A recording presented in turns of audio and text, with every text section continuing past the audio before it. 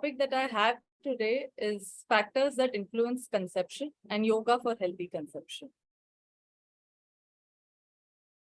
I believe that every day we have something to be grateful for. So today I'm grateful to God, my husband who's been very supportive, my parents, grandparents, siblings, friends, all my yoga community, TYI Academy, teachers, gurus, and last but not the least, Nutan ma'am and her AYG Academy and team.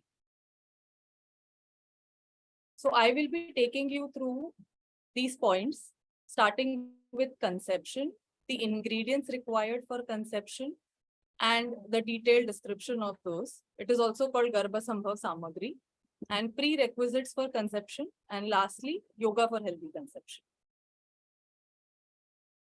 So what is conception?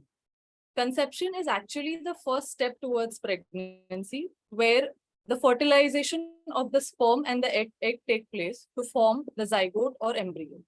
This usually happens around the 14th day of our menstrual cycle, where the ovum is released and it waits for 2 to 3 days for the sperm to arrive, in case, if you are planning for pregnancy. And this step occurs in the fallopian tube, after which the zygote or sperm travels into the uterus and implants itself. Now, important factors for conception. Ayurveda says, like, it sees fertility beyond the physical act of, intercourse, or beyond the physical act of becoming pregnant. It is about your shift into parenthood, the first desire to start a family. It also sends an invitation to a new soul. So according to Ayurveda, there are 4 essential components that must work together, and they are Rutu, Kshetra, Ambu, and Beeja. I will be talking about these in detail in my next slides, but these factors are called as Garbhasanskar Samagri. So the first factor being Rutu. Now Rutu means the season, but here it refers to our fertile window. It usually lasts between day 6 to day 17 of the menstrual period.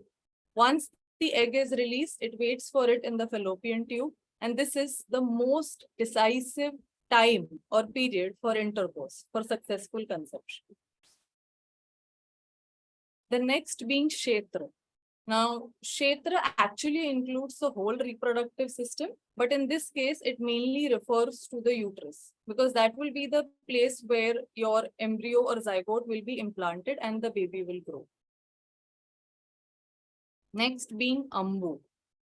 Ambu initially would be like the essence of food and nutrition for the couple or for the mother who is going to plan for conception. And during pregnancy, it refers to the amniotic fluid inside the womb, which essentially develops from the nutrition of the pregnant woman. Like once the zygote is implanted, eventually, the umbilical cord and placenta is developed, and through that, the womb gets nutrition. Now, Beeja, as it says, it is a seed. Now it refers to, the seed means your sperm and ovum. It is important that you have healthy ovum and sperm to produce a healthy zygote. Now there are certain characteristics when you say it is a healthy sperm or a healthy menstruation. In case of semen, it should be white, milky, it should have honey-like smell. 3 to 5 ml semen contains 60 to 100 million sperms. And the duration for a sperm to completely develop and be motile is 75 days. In case of menstruation, it would be like the color of blood, 30 to 50 ml per cycle, and duration is 1 month. Now, prerequisites for conception. The most important step, in today's world, when you start or you plan for conception, is counseling. It is basically to ensure that you and your partner's thoughts are aligned with each other. You should plan to attend educational sessions on conception and parenthood, as that will help you to understand the process better. Next would be detoxification. Now, detoxification could be through various ways. One is practicing Shatkarma, Panchkarma, practices like Neti, Noli, Kapalbhati, Tratak, Dhoti. Second would be evaluating your diet and lifestyle. So, to see what is your regular diet, what you need to eliminate and what you need to adapt. Third would be Vajikarna and Rasayana treatment. These are basically herbs to increase your fertility. Example, Ashwagandha. Next is celibacy.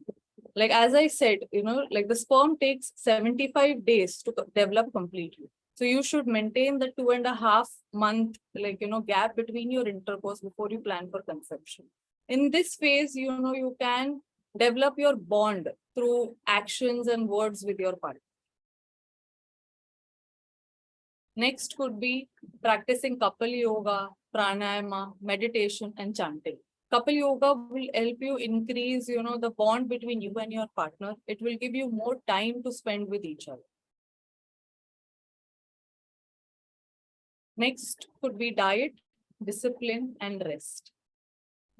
These three parameters are very important when you start the process of conception. For women, especially, you can start taking folic acid tablet at least 3 months before conception. Have more iron-rich foods, avoid spicy and pungent food. In case of men, you can have banana, dark chocolate, walnuts, some herbs, and milk. Milk and ghee play a very important role as per Ayurveda in your diet. In case of women, she could include more asanas to strengthen her abdomen, her back, spine, and hip muscle, and also strengthen her pelvic floor. Now, some of the asanas that could be included in your practices are Padhastasana, Bhadrasana, Trikonasana, Paschimottanasana, Vakrasana, Ardhachakrasana. And to increase the strength of your pelvic muscle, you could include Uddiyana Bandha or Mula Bandha. It's basically locking of your abdominal muscle or the cervix. Just to summarize, I have covered from the start topic on conception and the ingredients required for conception. Also, I've covered prerequisites for conception and yoga for healthy conception. I hope you enjoyed my session. Thank you for patient listening. Thank you very much.